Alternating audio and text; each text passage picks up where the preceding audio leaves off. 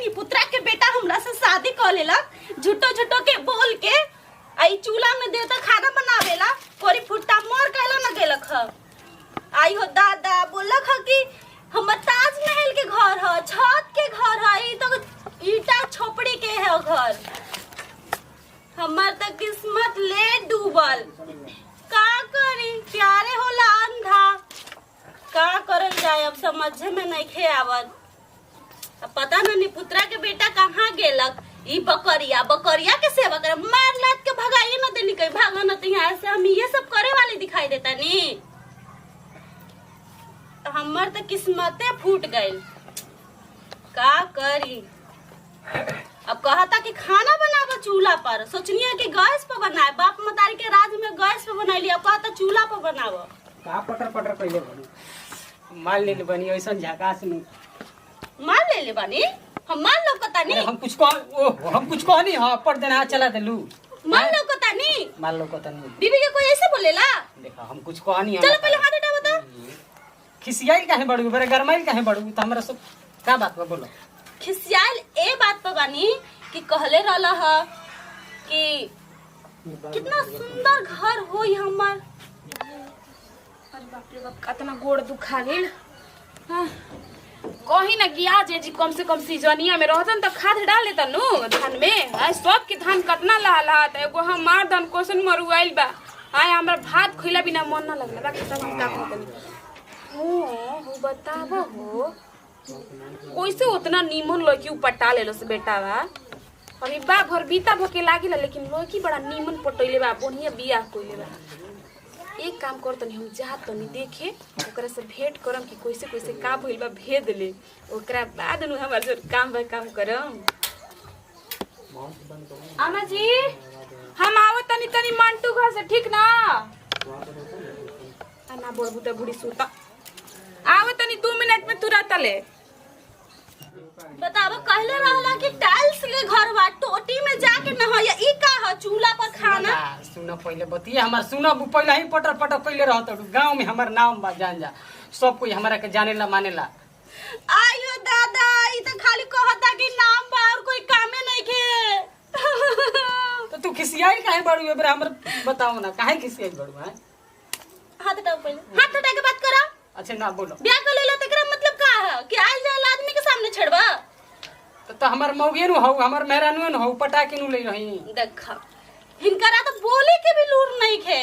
हम तो ये बात सोचती बानी कि हम खाना कैसे बनाई देखो के ना बजा के बनाई सब बात तो छोड़ो जान जा दिलवा धड़ के ला हमारा ही तोहरे खातिर जानलू और कुछ हो ना सच में धड़ के ला ओए तो ये अरे तो ये क्या करो बैठो दिलवा निकाला तानी एहे से दिल निकली पागल कहीं के प्यार से दिल निकली अरे लाओ ना दिलवा निकाली बैठो ना कतना एबरा झकास लागत बढ़िया लागत देखत ऐसा लाओ कोच दी मुंह में ओहो काहे भनकर रहतड़ू हमरा पे भनकत रहतानी खाना कैसे बनाई हमरा समझ में नहीं खे आवत बड़ी बनाइले बानी गैस पर अब चूल्हा पर बनावे के पड़ता बनावा जल्दी खाना हम ना बनाए कुछ ना कर धन्य हमार तारा के देखो हर चीज ले आके हम दे दे काहे किसी आई तारा के सब चीज ले आके दे हर चीज कहत ना रही कि हमारा बीर सब बा अभी तो ले आके ओइबे करती लेकिन तू पहले ही देखत नहीं कि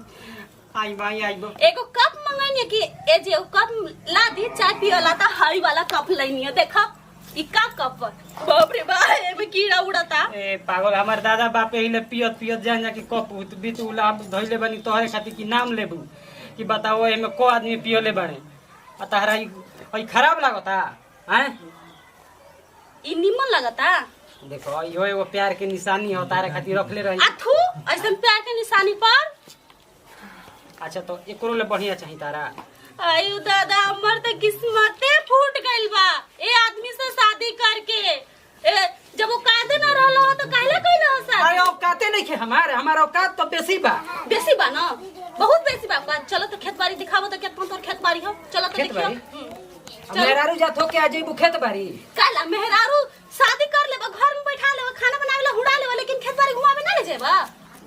देखो ये तो तू गलती बतिया बताओ हमारे घर के कोनो मेहरानू खेत बधारी गोइबे ना कइली सना तू कहत खेत बधारी सुनो खेत बधारी ना होला खेत बाड़ी हाँ खेत बाड़ी। हाँ तो मेहरानू जात के ना जाए के चाहे खेत बाड़ी। कहेला हमारा जात के जाए के चाहिए। मरद कमाला सन खेत बाड़ी बौरा। तू खेत बधार कहतड़ू, खेत बधार जान जा कि दूसरा के दे देले बनी गरीब गरीब के गांव में, तबे तो आज हमार नाम बा कि तारा अरे बात करी जी बहुत एंती फेंती बतियालू। जाओ जहाँ जाए के बा, दिमाग खराब है तारा के छोक जा यहाँ से जल्दी। हम तारा के छोक ए दीपक बो सुना ना का बा हवावती है ओकर बात मत सुनी हो ठीक बा। अब जान जा कि फोर लगौनी है ओकर बात तारा सुनही के नहीं कि हम आवत नहीं बहरिए तुरंते। आ मन तू बो गई जरा निकाल। हम भौजी बैठ बैठ बैठ का मतलब मेहरारू सुंदर मिली तो चिपक रही ना फरक वाली ठोके। तू गजब मजाक करे हम तारा कुछ कहनी है बैठ जा। अच्छा ठीक बा बैठ। तब हो गए ठीक बैठो ना। कौचे ठीक रहे दीदी बताइए। उससे तो हमसे इतना प्यार प्यार से पॉलिटिक्स मार मार के घी में तेल लगा लगा के स्लिप कर कर के फंसा तो लिए। अब देखो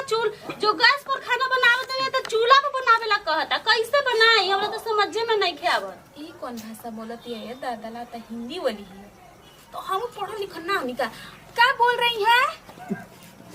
का है दीदी आप मेरा मजाक उड़ा रहे हैं। हम ये परेशान में आप आ रहे हैं हमारा और परेशानी बढ़ाने। जाइए आप यहाँ से। अरे नहीं नहीं हम परेशानी नहीं बढ़ा रहे। आपका परेशानी क्या है कि चूल्हा पे खाना बनाना पड़ता है। अरे जानती नहीं है बेटुआ के बारे में। अरे हम का बता नहीं बताएंगे ना। नहीं दीदी बताइए ना क्या बात है बताइए ना। अरे तुम इतनी सुंदर थी इस पगला के साथ कैसे पट गई है? और ये घर बीता भके है उसमें क्या खासियत देखी बताओ तो।